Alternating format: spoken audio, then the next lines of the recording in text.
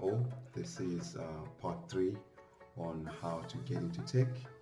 Now that you've gone through the process of building a computer and you've built a website, you've created a web server, maybe you've played around with creating a network setup, and you've messed around with network switches and having a few computers talk to each other over a LAN or local area network, and you've been blogging, etc. Then I would assume that you've read the part two, the books that are introduced in part two, Maximum Achievement and the Four Agreements, and you are all set. And now I would assume you're also like devoted and you've developed some insane amount of motivation and inspiration or whatever it is that you need to get going with getting into tech. Right. Now, you get to a stage where you need to keep going. And the only way is to learn, and learn even more. So today I'm going to share a few books that I have read when I branched off towards my software development career or route. So first up is this book that you see over here, which is Code Complete. I honestly started looking at reading this book after writing a lot of code. It was recommended to me by a colleague of mine who was my senior at the time. I found it easy to understand after already knowing how to code. So if anyone wants to read this, I'll probably maybe suggest that maybe learn how to code first and then it's easier to comprehend the book. And it is a big book. I think it's about 600 pages or something, but it's really book. It's a really big book.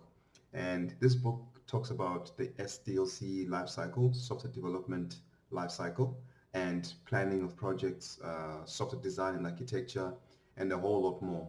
So this book will give you a solid understanding on how to build and manage enterprise level applications. Next up is the book called The Pragmatic Programmer. I read this after wanting to improve and just learn how to solve problems faster and better. So this book is special. It taught me how to use the right tools for the problem.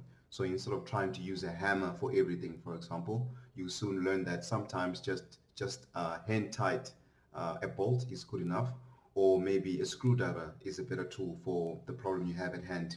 And in tech, well, you can't solve all problems using the same language, or maybe technically you can, but sometimes a simple shell script or PowerShell script would do a brilliant job instead of firing up a full IDE and writing a whole Java application or C# application. Next up is Clean Code. I got into this book when I wanted to write more expressive code that is easy to follow and read and also understand. So I think it was in this book or a different book, I can't remember, where it says any fool can write code, but a good programmer writes code that humans can read. And basically, this book will also speak to that same quote. And this has strict rules regarding guidelines and principles of how you should structure your methods, the number of lines your method should have, and how many arguments are ideal for a function, and so on.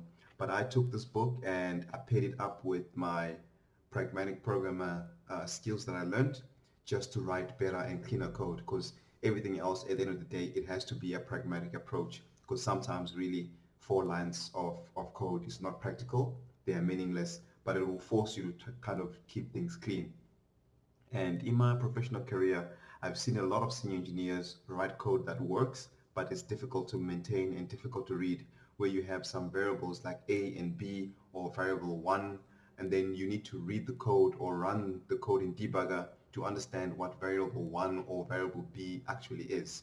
And this book kind of teaches you not to do that, so you can read code that humans can understand. Then the next one is Clean Architecture by again Uncle Bob. And in this book, Uncle Bob talks about application design and architecture, especially looking at how architects do it. And I'm speaking about the guys that build buildings and structures, where everything is perfectly planned before building. So code, the Clean Code book really, um, kind of makes those things much more clearer and helps you find your way in terms of how you design applications. And Code Complete also touches some of these topics. Um, then once you've mastered the art of coding, I would strongly suggest you finally dive into this book about writing unit tests. So unit test is a debate that goes on forever, just like religion and soccer. Whether you need unit tests or you should do them. Some people advocate for unit tests, some people don't. But yeah, just like religion and soccer, it goes on forever. But I think Roy Ashraf, the author of this book, does a fantastic job at describing what unit tests are and why it's a good idea to have them. He also talks about when you need them and also when you don't need them. So as a recommendation to anyone going the software developer route, I advocate for this book highly and say if you're a software developer, go ahead and read this book after you've mastered the art of programming. And then finally, I've got this book here that I found entertaining, called Coders at Work. This one is like a holiday book, really nothing much to it. They just interview a bunch of very well-known software engineers or software developers. They interview them and then they just speak about code.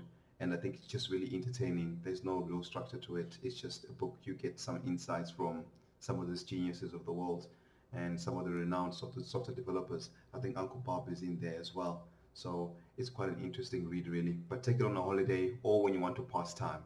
It's a good book to read.